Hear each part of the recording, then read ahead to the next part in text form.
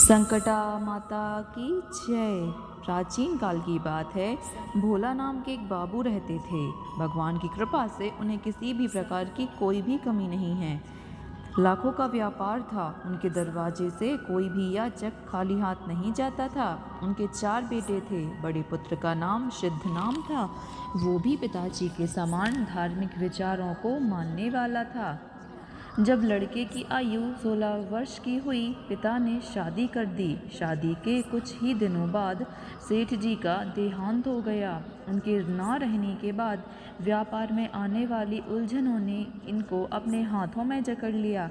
परिणाम स्वरूप यह हुआ कि व्यापार धीरे धीरे बिगड़ने लगा।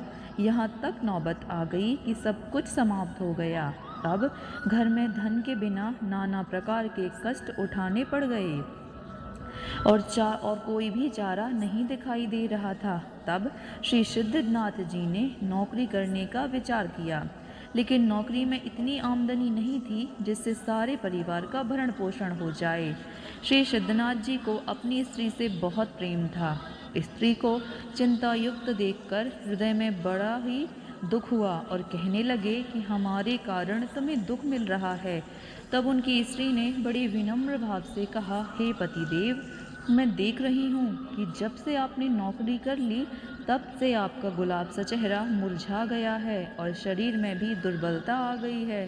सदैव की भांति भगवान की पूजा आरती करना, भोग लगाकर ही भोजन करती थी और जब तक अपने पति देव को भोजन नहीं करा लेती थी तब तक जल ग्रहण नहीं करती थी। अपनी मृदुल वाणी से सारे परिवार को मुट्ठी में बंद रखती थी। कोई भिखारी दरवाजे से वापस नहीं जाता था। सदैव की भांति सायंकाल जब मंदिर में कथा सुनने के लिए गई तो पंडित जी ने श्री शंकटा देवी का महत्व बताया। उसे सुनने के बाद वह घर लौटकर आई। तब श्री शंकटा माता का पूजन तथा आरती करके 7 सौभाग्यवती स्त्रियों को भोजन कराया। ऐसा वह प्रत्येक महीने करने लगी। 1 वर्ष बीतने के बाद जब समय बदला और सेठ जी ने नौकरी छोड़ दी और अपना पुराना व्यापार फिर से प्रारंभ कर दिया तो कुछ ही दिनों में सेठ जी का फिर से लाखों का व्यापार तैयार हो गया। श्री शंकटा माता के इन भक्तों की कथा जो सुनाएगा और नित्य प्रति जो इनकी पूजा पाठ तथा व्रत आदि करेगा उसे किसी भी प्रकार का कष्ट कभी नहीं होगा और उसकी सारी इच्छाएं भी पूरी होंगी। उसको किसी भी प्रकार की कोई भी कमी नहीं रहेगी। बोलिए संकटा माता की जय। ही माता जैसी कृपा आपने सिद्धनाथ पर करी वैसी ही अपनी कृपा सब पर बनाए रखिएगा।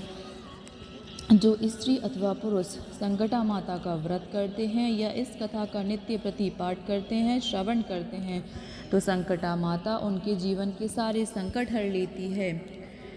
वीडियो को अधिक से अधिक शेयर कीजिए ताकि सब लोगों को इसका फ़ायदा मिल सके। आपका एक शेयर लोगों की ज़िंदगी बदल सकता है। हो सकता है आप उस तक ये वीडियो पहुंचा दें शेयर करके जो अपने जीवन में भारी संकट से ग्रस्त है और इस वीडियो को सुनने के बाद वो संकटा माता का व्रत करे और संकट से मुक्त हो जाए तो बहुत पुण्य होगा। अधिक से अधिक शेयर कीजिए। चैनल को सब्सक्राइब ज़रूर कर दीजिएगा। Thanks for watching.